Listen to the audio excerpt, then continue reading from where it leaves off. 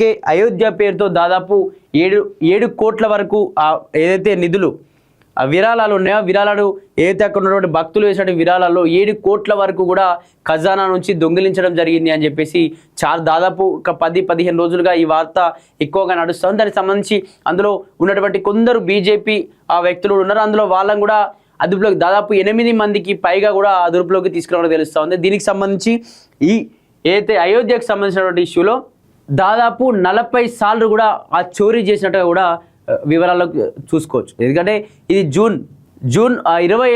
April 27 నుంచి June 5 ఈ మధ్య 40 రోజుల వ్యవధిలో దాదాపు 70 సార్లు 40 రోజుల కాలంలో 70 సార్లు ఆ అయోధ్యలో ఉన్నటువంటి ఆ హుండీలోంచి ఆ డబ్బులు దొంగిలించబడ్డాయి. దొంగిలించేటువంటి పరిస్థితుల్లో సీసీ కెమెరాకు ఒక అడ్డం ఉండడం, తర్వాత మిగతా వాళ్ళు కట్టినటువంటి ధోతీలో కావచ్చు, లేకపోతే ఆ లుంగిలో కావచ్చు, లేకపోతే కొందరు సాక్సుల్లో కావచ్చు, లేకపోతే కొన్ని కాలర్లలో, లేకపోతే ఈ చేతు ఈ పట్టీలలో కూడా కొన్ని డబ్బులు తీసుకొని ఈ విధంగా వెళ్ళడం, కొన్ని బ్యాంకుకు తరలిస్తున్నటువంటి దానికి సంబంధించి ఆ మార్గ మధ్యలో కూడా కొందరు తీసేటువంటి ప్రయత్నం. ఈ విధంగా 7 కోట్ల వరకు దొంగిలించబడ్డాయి.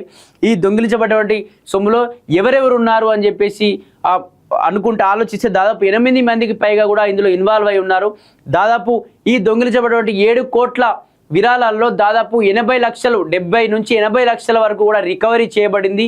ఇంకా 8 మంది దీనికి సంబంధించి అరెస్ట్ అయి జైల్లో ఉన్నారు. దీనికి సంబంధించి సిట్ ఏర్పాటు చేసి దీనికి సంబంధించి ఇంకా ఎవరున్నారు, ఏం జరగబోతోంది అని చెప్పేసి కూడా పూర్తిగా ఎందుకంటే అయోధ్య ఈ దేశవ్యాప్తంగా ఒక ప్రతిష్టమైనటువంటి ఒక టెంపుల్, ఇది రాముని టెంపుల్.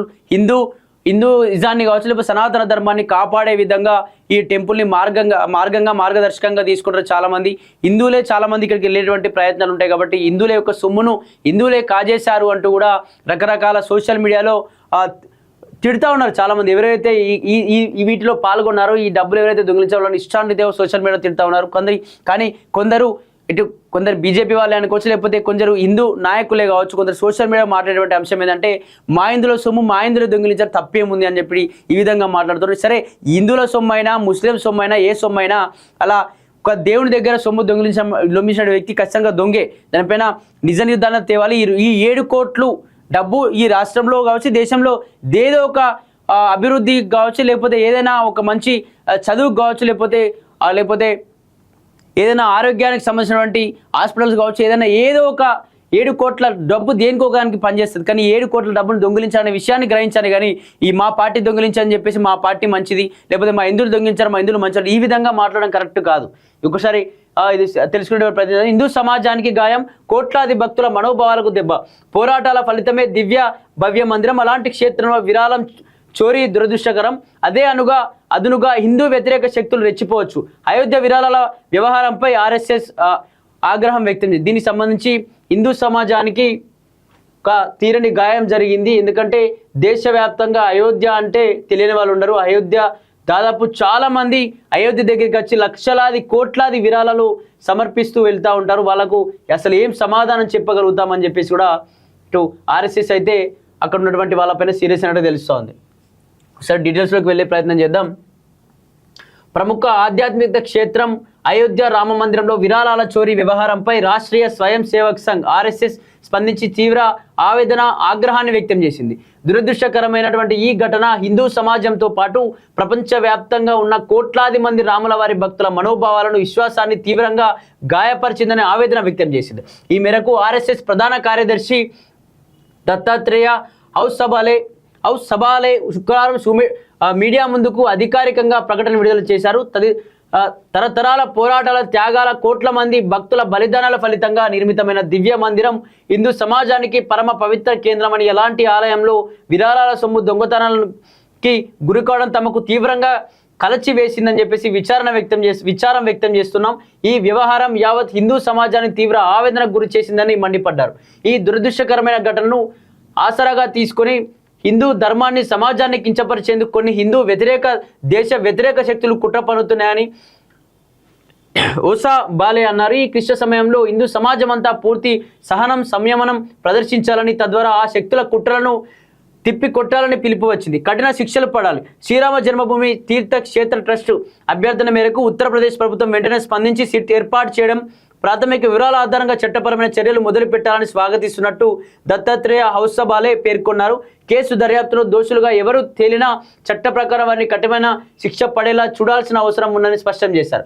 విరాళాల చోరీ వ్యవహారం నేపథ్యంలో ప్రస్తుతం నెలకొన్న గందరగోళం అనిశ్చితిగా తక్షణమే ముగింపు పలకాలని ఆర్ఎస్ఎస్ కోరింది. ఈ ఘటనను తక్షణ ముగింపు పలకాలని ఆర్ఎస్ఎస్ కోరింది. ఈ ఘటనను ఒక అసాధారణమైనటువంటి విషయంగా పరిగణించి రాబోయే రోజుల్లో ఇలాంటి లోపాలు పునరావృతం కాకుండా ఆలయ పరిపాలన నిర్వహణలో తగిన మార్పులు సమర్థవంతమైనటువంటి చర్యలు చేపట్టాలని తీర్థక్షేత్ర ట్రస్టును కోరింది. పారదర్శకమైన ఆర్థిక నిర్వహణ లోపాలు లేని ఆపరేటింగ్ వ్యవస్థను అపవిత్రమైన ఆధ్యాత్మిక వాతావరణం కల్పించాలని, తద్వారా భక్తుల నమ్మకాన్ని ట్రస్ట్ మరింత పెంచగలిగేదని ఆశాభావాన్ని ఆర్ఎస్ఎస్ వ్యక్తం చేసింది. దీనికి సంబంధించి విరాళాలు దాదాపు 7 కోట్ల విరాళాలని 40 రోజులు అంటే ఏప్రిల్ 27 నుంచి జూన్ 5 వరకు దాదాపు ఈ మధ్యకాలం 40 రోజుల వ్యవధిలో 70 సార్లు చోరీ చేయబడింది. 70 సార్లు చోరీ చేసినటువంటి అమౌంట్ 7 కోట్ల రూపాయలు. నిజంగా ఏం జరుగుతుంది? కనీసం దేవుడు ఈ దొంగతనాలు జరుగుతూ ఉంటే దొంగతనాలు జరగకుండా ఉండాలి, లేకపోతే మా ఇంట్లో దొంగలు రాకుండా ఉండాలి, మా ఇంట్లో మేము సంపాదించినటువంటి ఆస్తి ఉంది, దేవుడే కాపాడాలని చెప్పేసి దేవుడి గుళ్ళోకి వెళ్ళి వీళ్ళు సంపాదించినటువంటి ఆస్తిలో కొంచెం ఒక 5% 10% దేవుని గుళ్ళలో వేసేస్తారు. కానీ ఆ దేవుడి గుళ్ళో కూడా అదే దొంగలు మళ్ళీ దేవుని గుళ్ళో పడితే వీళ్ళు వేసినటువంటి భక్తితో వేసినటువంటి ఆ సొమ్మును దాదాపు 7 కోట్ల సొమ్మును మళ్ళీ అదే దొంగలు ఎత్తుకెళ్తే మరి ఆ దేవుని దగ్గర కూడా ఏం న్యాయం జరుగుతున్నట్టు?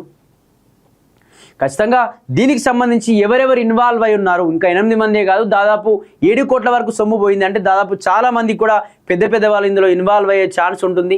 కొందరు పార్టీల వాళ్ళు కూడా ఉండే ఛాన్స్ ఉంటుంది. ఖచ్చితంగా ఉత్తరప్రదేశ్ సీఎం కావచ్చు, ఉత్తరప్రదేశ్ రాష్ట్ర ప్రభుత్వం ఖచ్చితంగా దీనిపై సిట్ ఏర్పాటు చేసి ఖచ్చితంగా ఇందులో ఎవరు ఎంత పెద్ద లీడర్లు ఉన్నా, ఏ బీజేపీ పార్టీ నాయకులున్నా సరే ఖచ్చితంగా వీళ్ళందరినీ ఖచ్చితంగా అదుపులోకి తీసుకొని ఆ 7 కోట్ల రూపాయలు కూడా వీళ్ళు ఏం చేసిరట అంటే ఈ 8 మంది కావచ్చు, ఇంకా మిగతా వాళ్ళు ఎవరున్నా 7 కోట్ల రూపాయలను వాళ్ళ యొక్క ఫర్నిచర్స్ కొనుక్కోవడానికి కావచ్చు, లేకపోతే ఏదైనా వెహికల్స్ కార్లు కావచ్చు, ఏదైనా వెహికల్స్ కొనుక్కొని ఈ డబ్బుల్ని కూడా అన్నింటినీ ఖర్చు చేసేసినట్టు కూడా దీనికి సంబంధించిన డీటెయిల్స్ అంతా ఉన్నాయి.